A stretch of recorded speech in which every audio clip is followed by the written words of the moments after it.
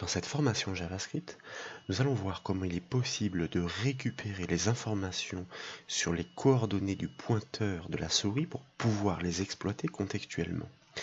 Illustration avec cette petite application web finalisée, l'internaute peut sélectionner un département par le biais d'une liste déroulante en vue de trouver toutes les idées de sortie qui y figurent. Par exemple, l'internaute sélectionne la Drôme, constater qu'instantanément est greffée sa représentation graphique dans le calque de gauche avec tous les départements limitrophes. Et remarquez qu'au survol de la souris, vous le constatez dans le calque inférieur, et bien que les coordonnées sont rapatriées instantanément. L'abscisse est l'ordonnée du pointeur de la souris, mais dès lors que le pointeur sort de la zone d'influence, le calcul est stoppé. Et donc, nous proposons d'exploiter ces coordonnées en temps réel pour, comme vous le remarquez désormais, afficher un petit calque contextuel qui suit le déplacement de la souris en offrant des informations qui sont reliées précisément ici à l'événement du survol d'une zone délimitée. Vous remarquez que le contenu ici est relatif au département de l'Isère et puis aux Hautes-Alpes, et cerise sur le gâteau, dans le calque de droite, nous affichons une miniature zoomée du département qui est actuellement survolé dans la partie gauche. Donc vous voyez une petite fonctionnalité intéressante pour exploiter les coordonnées de la souris. Pour ce faire, donc comme toujours, je vous propose de partir d'une structure existante dans laquelle nous retrouvons notre liste déroulante, mais fort logiquement, à sélection d'un département, cette fois-ci rien ne se produit puisque aucun événement n'est encore présent pour pouvoir déclencher le code JavaScript approprié. Ces sources, une fois que vous les aurez décompressées, conduiront au fichier principal de la page web accompagné de ces ressources externes. Et vous remarquez, par exemple, dans le sous-dossier carte, la présence de ces représentations graphiques judicieusement nommées avec en préfixe le numéro du département pour faciliter la liaison. De même, vous notez la présence d'un sous-dossier fond dans lequel nous retrouvons les backgrounds, les arrière-plans que nous allons greffer en temps réel dans le petit calque, le div qui suit le déplacement de la souris. Représentation graphique qui va changer en fonction de la zone délimitée survolée. Et enfin, il y a ce sous-dossier JS fort important qui propose un script externe, le script zone.js, qui réalise une grosse partie du travail. D'ailleurs, sans plus attendre, nous l'affichons dans l'éditeur de code Notepad++ pour constater en effet que un grand nombre de lignes de code est déjà présent. En réalité, vous constatez que la fonction zoneCart qui est déjà écrite attend un paramètre, le numéro du département que nous devrons lui passer. Et en fonction de ce numéro, grâce à une instruction de branchement switch, cette fonction va retourner, grâce à son instruction return, la chaîne de caractères zone HTML correspondante qui se contente tout simplement d'afficher la carte correspondant au choix de l'utilisateur et pour chacune de ces cartes de redéfinir ces zones d'influence délimitées par des polygones grâce à la balise HTML area qui est associée à son attribut coords qui permet par une énumération d'abscisses et d'ordonnées de définir tout simplement les contours de ces polygones qui représentent ces départements. Bien sûr, ce code, nous ne l'avons pas écrit à la main, nous avons travaillé ces cartes graphiquement depuis un logiciel comme Photoshop et nous avons enregistré le résultat pour le web afin de récupérer tout simplement la transcription HTML. Ce code permet d'afficher ces cartes et de délimiter ces zones d'influence, mais en aucun cas il ne permettra de réaliser le calcul des coordonnées de la souris. C'est bien nous qui devrons nous en occuper, Vous remarquez que nous nous sommes contentés dans ce code HTML de greffer des gestionnaires d'événements avec les attributs onMooseOver et onMooseOut. Le premier d'entre eux, donc au survol de la souris, appelle une fonction qui se nomme information et qui requiert des paramètres contextuels en fonction du survol, le numéro du département et le département lui-même. La fonction onMooseOut permettra de mettre fin justement à ce survol, c'est-à-dire à l'affichage du calque qui va se déplacer en même temps que la souris, mais par contre vous remarquez cette fois-ci qu'elle n'existe pas. Et c'est la raison pour laquelle je vous propose de tout de suite la créer par son nom et grâce au mot-clé function. Nous allons nous contenter ici de créer sa structure, sa signature en la bornant et sans oublier bien sûr d'ajouter ces deux parenthèses nécessaires. En l'occurrence, cette fonction n'attend aucun paramètre, elle se contentera de masquer entre autres le calque qui se déplace en même temps que la souris. Sans plus attendre, nous basculons sur le code HTML de la page web principale, celle à partir de laquelle nous avons fait la démonstration de l'exécution de l'application. Pour constater qu'il s'agit d'une structure classique, dans la section Head, nous retrouvons les déclarations nécessaires pour les références externes comme la feuille de style dans le sous-dossier style et surtout ici vous remarquez la présence justement de cette référence à ce script externe zone.js dans le sous-dossier JS. Vous notez la présence au tout début du calque HTML et c'est important d'un petit calque, un petit div d'identifiant info qui est mis en forme par une classe de cette feuille de style CSS qui se nomme textDiv. Très important car l'un de ses attributs, position en l'occurrence, est réglé sur absolute, ce qui va lui permettre de se déplacer librement au sein de la page par le code JavaScript.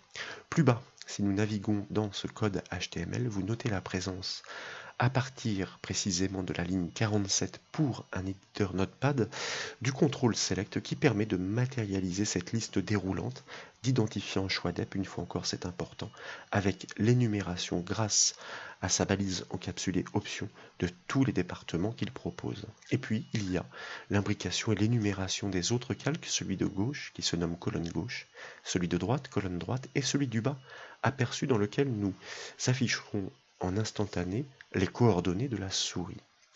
Enfin, en bas de cette page web figure, comme souvent d'ailleurs, c'est ainsi que nous avons travaillé nos formations, cette section de script vide dans laquelle nous allons tout de suite commencer par coder. Et avant de nous soucier du calcul de la position des coordonnées de la souris, nous proposons de débuter par la déclaration d'une variable publique que nous nommons arbitrairement mais judicieusement bascule, et je vais vous expliquer pourquoi. Nous affectons, nous initialisons sa valeur sur le chiffre 1 en textuel dans un premier temps.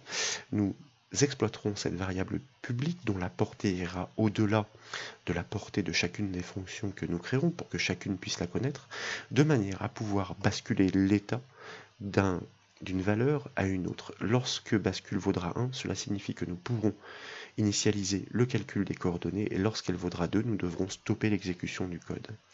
Je vous propose, pour commencer simplement, et parce que c'est nécessaire aussi, de commencer par écrire le code JavaScript nécessaire permettant au choix de l'utilisateur par le biais de la liste déroulante, et bien tout simplement de proposer la représentation graphique délimitée dans le calque de gauche. Pour ce faire, nous allons créer une fonction, function comme toujours, que nous nommons arbitrairement mais judicieusement là aussi comme toujours, afficher carte, car son objectif est bien d'afficher dans le calque de gauche la représentation graphique du département concerné. Cette fonction JavaScript doit récupérer, dans un premier temps, la valeur choisie par l'internaute. En l'occurrence, si l'internaute choisit la DROM, la valeur retournée sera 26-DROM. Et nous devons exploiter cette valeur pour appeler la fonction du script externe, puisque en fonction du numéro du département, elle sera en mesure de nous restituer non seulement la représentation graphique située dans le sous-dossier carte du département choisi, mais aussi de nous restituer tout le code HTML qui, par le biais de ces polygones, permettent de définir ces zones d'influence de la souris. Donc, nous allons tout de suite retourner dans les bornes de notre fonction afficher calque et commencer par déclarer notre variable locale, le dep, abréviation pour le département. L'objectif est de pouvoir accéder à ce contrôle choix dep, c'est-à-dire la liste déroulante pour en récupérer la valeur. Souvenez-vous, JavaScript propose un objet document associé à une méthode fort précieuse getElementById, comme son nom l'indique, qui permet de désigner un contrôle HTML par son identifiant by ID. Et cet identifiant, précisément, nous lui passons entre guillemets en paramètre, donc dans les parenthèses de la méthode. À ce stade, grâce à cette méthode, il faut bien respecter la casse, je vous le rappelle, le E majuscule, le B majuscule et le I majuscule, car JavaScript est sensible à la casse. Nous souhaitons accéder donc au contenu de ce contrôle, et c'est la raison pour laquelle nous exploitons sa propriété value.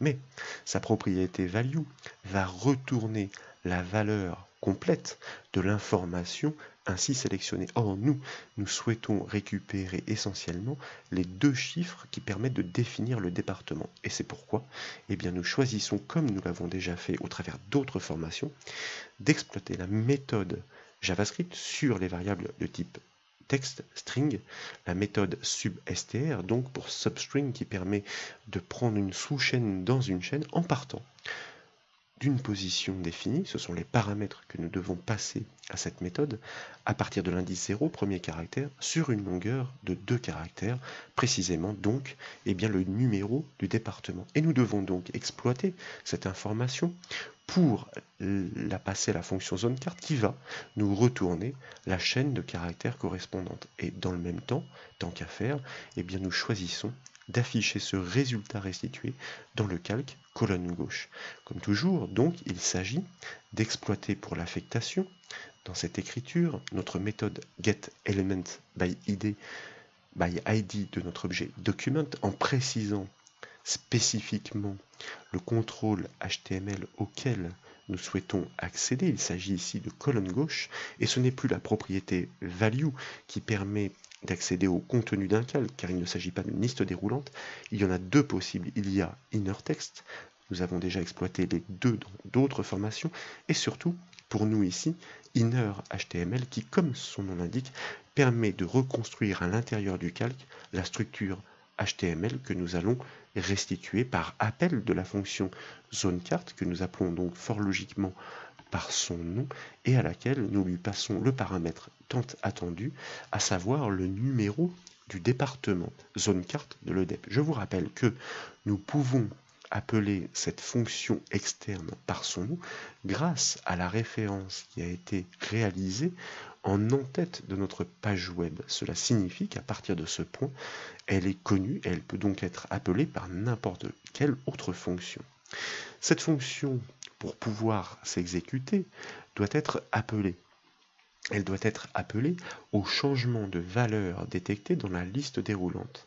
C'est pourquoi donc, et bien sûr on appelle une fonction par son nom, nous remontons dans notre code HTML et plus précisément dans les bornes de notre balise select pour pouvoir gérer cet événement grâce à son attribut onChange qui littéralement signifie qu'il va déclencher une action au changement de valeur détecté dans la liste déroulante. Quelle est cette action? Cette action consiste à passer la main à la fonction afficher carte qui va se permettre de réaliser la suite de la transaction qui consiste, je vous le rappelle, à récupérer le numéro du département et à restituer la zone graphique de la carte des départements.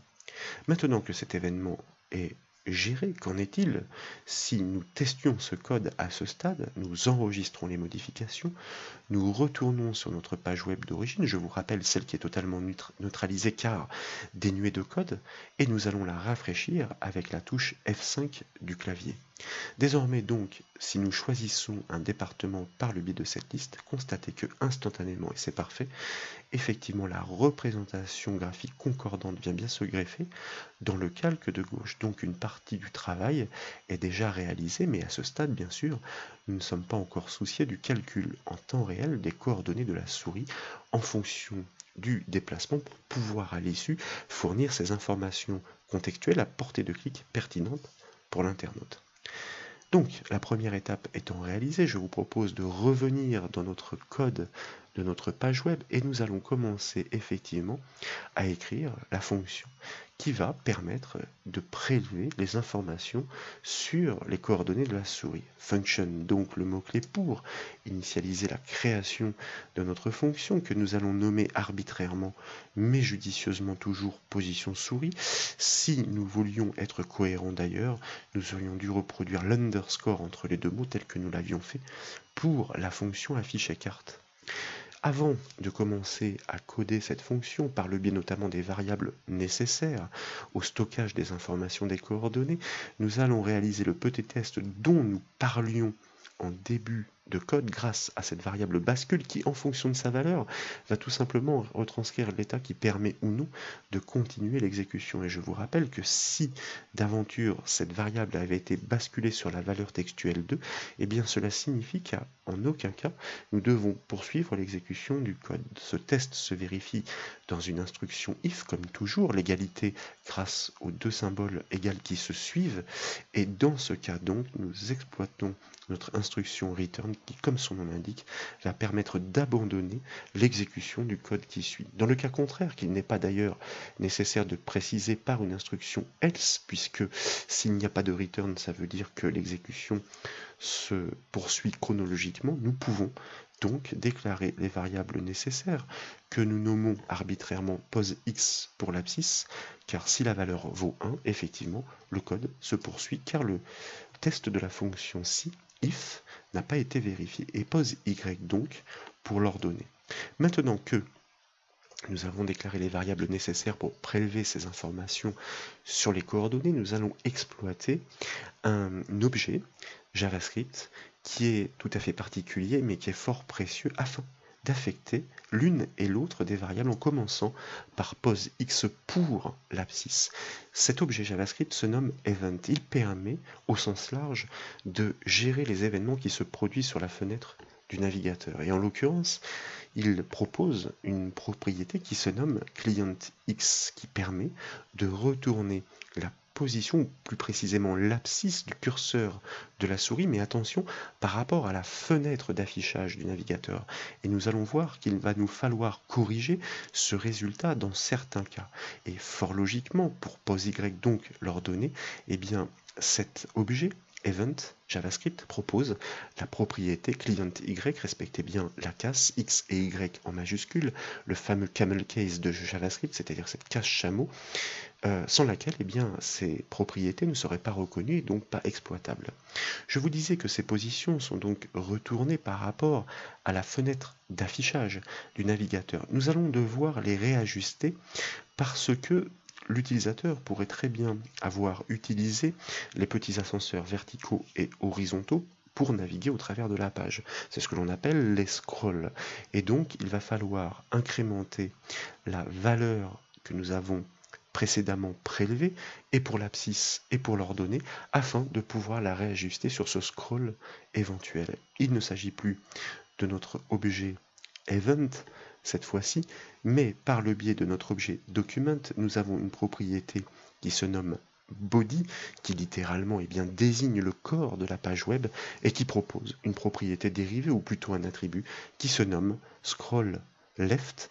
Donc cette propriété porte bien son nom, le scroll left signifie le déplacement horizontal réalisé par le biais de l'ascenseur. Et forcément, pour le déplacement vertical, c'est la même méthode document.body, mais cette fois-ci, il ne s'agit plus de l'attribut scroll left, mais de l'attribut fort logiquement scroll top pour désigner le déplacement vertical cette fois-ci. Nous sommes donc, si d'aventure l'utilisateur avait fait des déplacements par le biais des ascenseurs, censé avoir réajusté ses abscisses et ses ordonnées pour pouvoir les exploiter au plus juste afin, à l'issue, je vous le rappelle, eh bien, déplacer le petit calque de façon contextuelle à portée de clic de la souris. À titre de vérification, nous proposons d'afficher dans un premier temps, en temps réel, ces coordonnées ainsi récupérées dans le calque qui est situé en dessous, en bas de la page, qui se nomme aperçu. Et pour ce faire, comme toujours, nous accédons donc au contenu d'un calque, d'un div, un calque HTML, donc par le biais de la méthode getElementById de l'objet document. Donc, faut-il encore préciser strictement son identifiant aperçu pour ne pas prendre de risque? Nous le prélevons donc par copier-coller et nous allons affecter son contenu HTML d'une information textuelle concaténée afin de pouvoir l'expliciter, par exemple coordonnées de la souris, comme la démonstration l'avait proposé en préambule.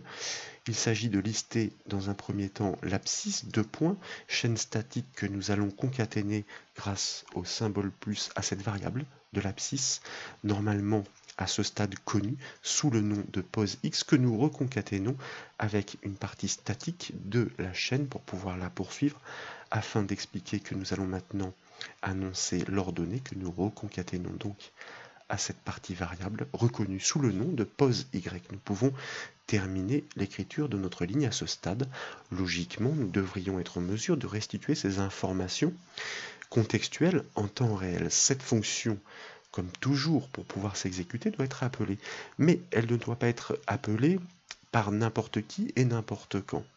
Il y a deux cas de figure qui se présentent, le cas où la souris va rentrer dans la zone d'influence du calque de gauche et le cas où il va en sortir. Ça veut dire que nous devons créer deux fonctions intermédiaires qui gèrent ces deux cas avant de pouvoir tester notre code. Nous commençons par créer notre première des deux fonctions que nous nommons, par exemple, afficher souris. Cela signifie que cette fonction aura pour objectif de lancer le calcul des coordonnées de la souris, plus précisément donc d'appeler la fonction position souris au mouse over détecté sur le calque de gauche.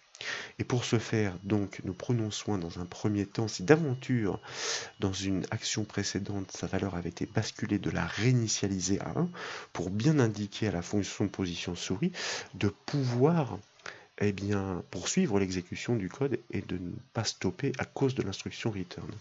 Pour pouvoir appeler cette fonction, nous devons simuler l'événement du déplacement de la souris. Et c'est encore une fois notre objet document qui propose cet événement onMouseMove. Aussi étonnant que cela puisse paraître, tout en minuscule. Eh bien, au déplacement de la souris, que devons-nous faire? Nous devons tout simplement appeler notre fonction position souris qui fait le reste, c'est-à-dire qui se soucie du calcul des coordonnées de la souris. Et nous allons en profiter pour créer l'autre fonction qui va gérer l'autre cas, c'est-à-dire celui de la souris qui quitte la zone d'influence du calque. Et nous allons donc l'appeler, fort logiquement, sortir souris, car ce nom sera suffisamment représentatif. Nous empressons bien sûr d'initialiser la variable bascule à 2, puisque si bascule vaut 2, eh bien le calcul se stoppe, l'exécution s'arrête grâce au mot-clé return. Et tant qu'à faire, et en prévision, souvenez-vous à l'issue, le calque va suivre le déplacement de la souris, donc en connaissance de cause, en même temps que nous arrêtons le calcul des coordonnées de la souris, nous souhaitons tout simplement rendre invisible ce calque. Je vous rappelle qu'il se nomme info, il est présent en tout début de code et pour l'instant il n'est pas gênant car son contenu est vide. Il s'agit donc de le désigner par son identifiant copier-coller et sa propriété style permet d'accéder à son attribut visibility que nous allons régler pour définir s'il doit être masqué ou affiché. En l'occurrence ici, nous devons le masquer. Ce sont les mêmes propriétés, attributs et valeurs que celles que nous exploitons en HTML et en CSS, hidden donc, pour définir que ce calque sera bien masqué.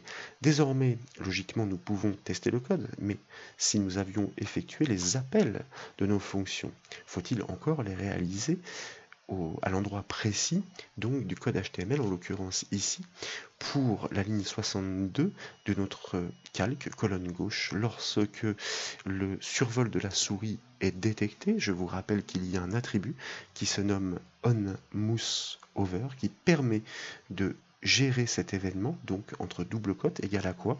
Eh bien, pour lancer une exécution, nous appelons tout simplement la fonction par son nom, sans oublier ses parenthèses qui se chargera de la suite de la transaction. Et dans le cas où, au contraire, nous détectons que la souris quitte la zone d'influence, onMouseOut, donc des événements que nous avons exploités à maintes reprises, nous devons appeler l'autre fonction qui se nomme sortir souris, là encore que nous copions et que nous collons, sans oublier d'ajouter les deux parenthèses nécessaires à son appel. Qu'en est-il si nous enregistrons les modifications, que nous retournons sur notre navigateur web, que nous rafraîchissons notre page avec la touche F5 du clavier? Nous allons commencer par sélectionner un département et remarquer d'ores et déjà que au survol, il y a des informations qui se mettent à jour en temps réel dans le calque aperçu situé en bas de page. L'abscisse et l'ordonnée sont parfaitement restituées tant que la souris effectivement est détectée au survol dans le calque colonne gauche. Par contre, remarquez que dès lors que nous quittons la zone d'influence, ce calcul se stoppe, c'est parfait, grâce à cette variable publique bascule. Donc c'est bien l'objet JavaScript event qui nous a permis d'accéder aux propriétés restituant les informations sur les coordonnées de la souris. Dans un premier temps par rapport à la fenêtre d'affichage et dans un deuxième temps pour réajuster ses positions par rapport au scroll éventuel réalisé par l'utilisateur par le biais des ascenseurs. Il s'agit donc tout simplement d'exploiter ces informations afin de pouvoir désormais afficher le calque en temps réel à portée de clic, c'est-à-dire faire en sorte qu'il suive le déplacement. Mais ce calque, par défaut, est défini sur une propriété visibility calée à hidden, ça veut dire tout simplement qu'il est masqué. Nous allons donc récupérer un bout de code existant de manière à ajuster par l'identifiant le calque concerné, en l'occurrence ici c'est bien le bon, nous avons visé juste, sauf que cette fois-ci, effectivement, la propriété visibility doit être réglée à visible, ce qui signifie que nous affichons ce calque. Mais à ce stade, bien que nous l'affichions, nous ne verrons aucune différence, car ce calque est vide, il est donc transparent. Et nous allons ensuite en profiter pour, régler ses coordonnées, c'est-à-dire sa propriété top, par le biais de sa propriété style, il y a l'attribut top que nous allons régler sur pose Y, et puis il y a aussi le left, l'attribut left de la propriété style, les mêmes donc que nous exploitons par le biais du code HTML, que nous allons réajuster pour ce calque donc aux valeurs que nous avons calculées précédemment selon les coordonnées de la souris. Il s'agit donc de pose Y pour l'ordonnée, mais de manière à ce que le calque ne chevauche pas le curseur de la souris, nous allons réaliser un petit décalage que nous avons préalablement testé, par exemple de 35 pixels vers le bas, de manière à ce que le calque soit situé juste en dessous. Et puis, en ce qui concerne sa propriété left, c'est-à-dire pour son positionnement horizontal, nous exploitons le pose X et nous allons lui retrancher 100 pixels de manière à le greffer légèrement en dessous et à gauche. Donc à ce stade, nous ne pouvons pas savoir, puisque comme je vous le disais, ce calque est vide et donc transparent, s'il va bien suivre le déplacement de la souris pour pouvoir le tester, il suffirait tout simplement de lui greffer un petit contenu temporaire, ce que nous allons faire en ajoutant une simple ligne de code qui le concerne par le biais de son identifiant, donc info. Nous allons lui passer la valeur test directement entre double cotes, nous enregistrons les modifications, nous revenons sur notre navigateur, nous rafraîchissons la page avec la touche F5 du clavier et remarquez donc au choix d'un département que au survol, effectivement l'information test vient bien suivre le déplacement de la souris et donc c'est parfait. Il s'agira désormais de pouvoir à la place greffer les informations contextuelles dans un calque mis en forme avec une image en arrière-plan, c'est-à-dire un background. Mais en attendant, le test est bien concluant et constaté encore une fois que si nous quittons la zone d'influence, que le calcul en même temps se stoppe et que cette information temporaire n'apparaît plus. Nous passons directement cette ligne de code en commentaire, donc avec 2 slash comme vous le savez, et pour pouvoir afficher ces informations contextuelles, nous allons désormais nous concentrer sur le code de notre script externe. Comme vous le savez, ici, chacune des zones d'influence délimitées par un polygone déclenche et gère des événements au survol et on mouse out, c'est-à-dire lorsque nous quittons la zone d'influence pour paramétrer, pour passer ces informations, il s'agit tout simplement de les exploiter et c'est la raison pour laquelle, alors je vais basculer d'une page à une autre d'une manière à ne pas avoir tout à réécrire. Il va s'agir tout simplement de pouvoir restituer ces informations dans le calque. Tiens, nous allons commencer, ça va être plus simple, par l'attribut visibility de notre calque info, car c'est bien lui qui est concerné.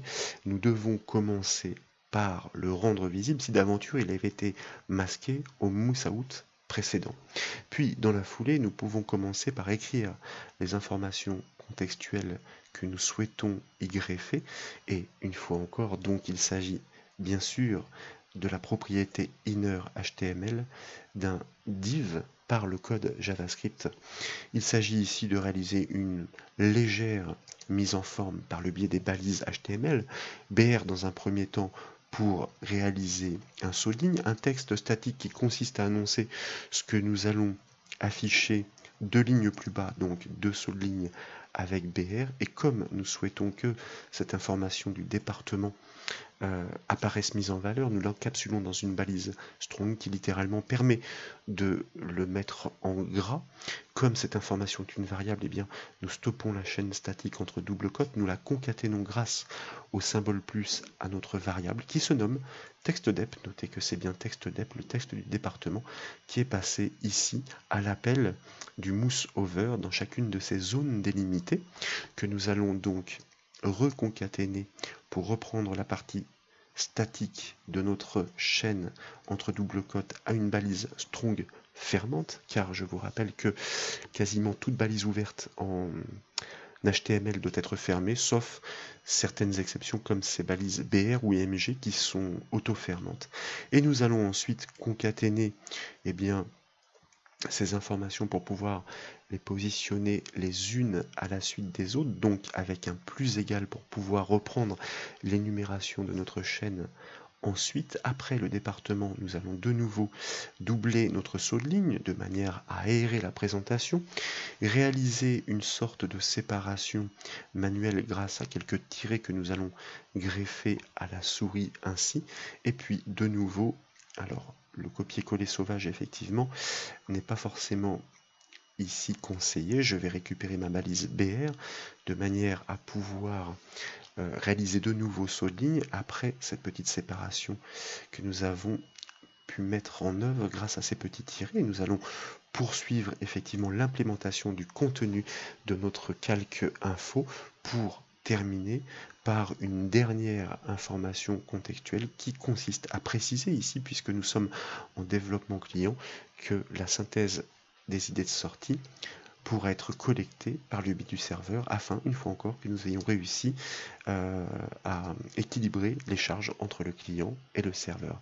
Synthèse des idées de sortie, par exemple, comme ceci, BR pour un saut de ligne à collecter sur le serveur. Alors si le texte est trop long, eh bien nous nous raviserons de manière à le réduire.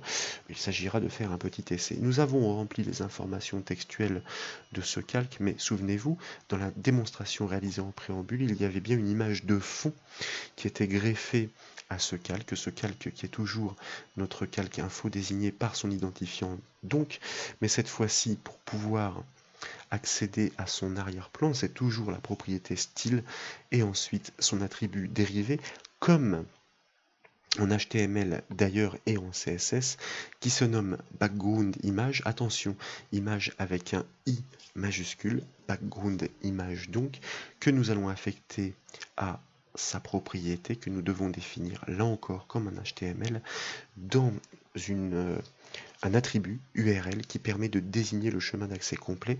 Je vous rappelle que cette image pour les arrière-plans se situe dans le sous-dossier fond, donc nous reconstruisons notre chemin que nous concaténons, donc variable statique alternée avec une variable dynamique au numéro du département, car toutes ces images sont bien préfixées du numéro du département dans les noms de fichiers que nous concaténons à l'extension GIF, car toutes ces images ont pour extension le GIF. Qu'il s'agit, alors je vais m'assurer que je n'ai rien oublié car il faut être certain. Oui, alors je m'aperçois ici, voyez-vous, que non, vraisemblablement ça devrait être correct. La vérification s'impose dans tous les cas, oui, c'est bien ça, c'est-à-dire que ici, avant de fermer les guillemets, il ne faut pas oublier de fermer la parenthèse de l'attribut URL qui permet de désigner le chemin d'accès. Donc il faut être tout à fait rigoureux et bien se concentrer. Pas toujours évident quand on commente le code en même temps. Donc, il s'agit, je vous le rappelle, dans la foulée, de pouvoir greffer au survol la miniature zoomée du département en cours de survol dans la partie droite, c'est-à-dire le calque colonne droite que nous désignons bien par son identifiant comme toujours. Et puis, comme il s'agit d'y afficher une image, nous allons tout simplement nous contenter de réécrire sa structure HTML, puisque une image se désigne en HTML par la balise IMG, donc IMG, que nous ouvrons, SRC, qui est son attribut qui permet de définir le chemin d'accès à l'image que nous allons désigner, qui se situe dans le sous-dossier carte. Et je vous rappelle que là, nous allons briser notre chaîne statique. J'ai enlevé la simple cote, vous remarquez que le chemin d'accès est compris dans une simple cote qu'il faudra fermer à la fin du chemin d'accès. Pourquoi une simple cote? Car nous sommes déjà entre double cote pour les besoins de la construction de cette syntaxe qui permet de désigner ce chemin d'accès. Numdep, donc, qui est la variable qui a été passée à la fonction et qui permet de restituer le numéro du département en fonction des zones qui sont survolées. Là aussi, l'extension de chacune de ces images est le GIF. Donc nous fermons la simple cote car à ce stade, nous sommes censés avoir restitué le chemin d'accès jusqu'à l'image à afficher dans le calque de droite. Nous fermons la balise HTML-IMG qui est une balise auto-fermante, cette fois-ci comme nous l'avions fait pour le BR. Je m'assure une dernière fois que tout va bien pour la retranscription ici de la syntaxe destinée à greffer une image en arrière-plan. Eh bien, nous pourrions à ce stade, après avoir enregistré, tester le code pour voir s'il est fonctionnel. Nous rafraîchissons notre page web, nous choisissons l'un des départements et vous remarquez que c'est parfait car en même temps, en effet, que au survol, le calque vient bien se remplir d'un arrière-plan qui va dynamiquement et contextuellement changer, eh bien, se remplit des informations, elles aussi contextuelles, département Savoie ici. Ici, nous passons sur l'Ain, le Rhône, la Loire, et en même temps, constater la présence de la miniature zoomée qui vient parfaitement corroborer ce test sur la droite dans notre calque colonne droite. Tout cela suite à la récupération dynamique des coordonnées de la souris.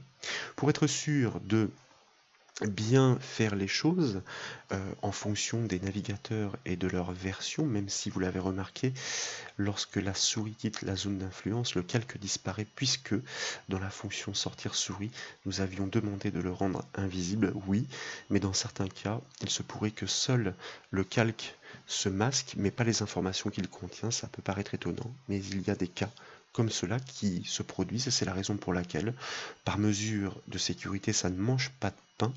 Dans la fonction masquediv, nous allons prendre les devants en réaffectant la propriété background image du calque info sur vide. Ça veut dire que nous vidons l'arrière-plan que nous avions construit.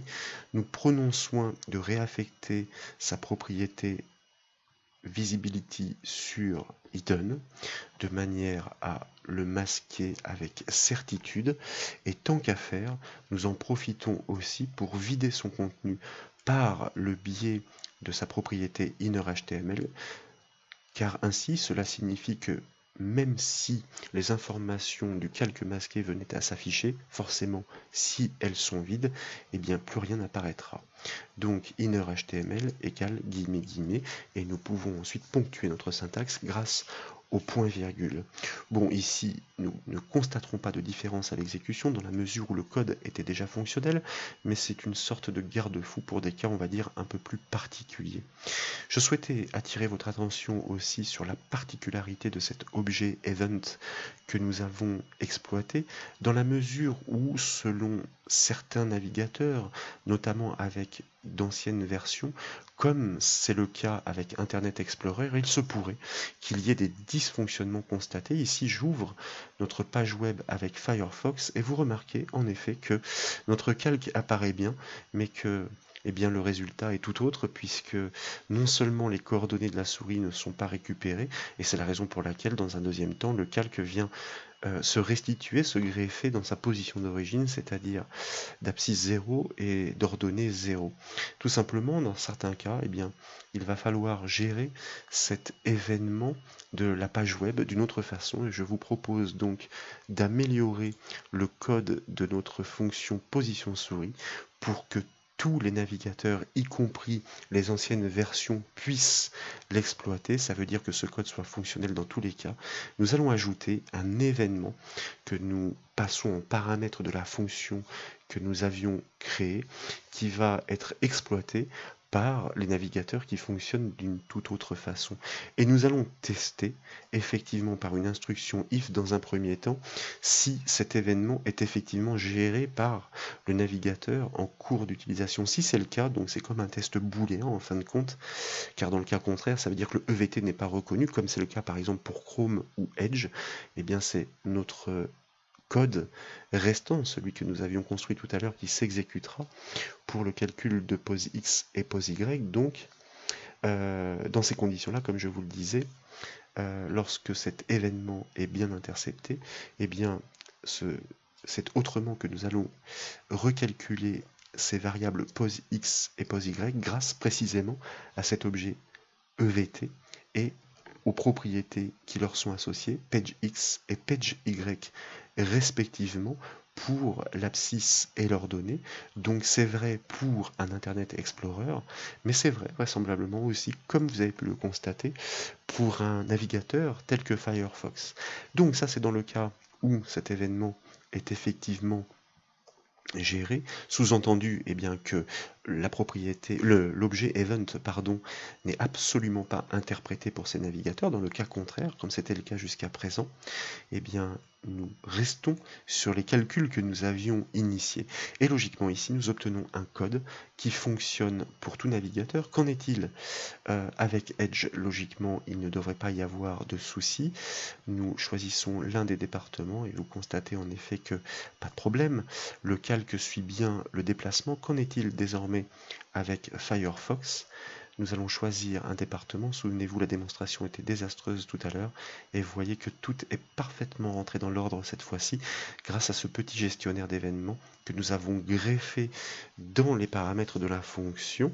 Vous remarquez que les coordonnées sont bien calculées en temps réel et que de fait, nous pouvons positionner convenablement notre calque à portée de clic.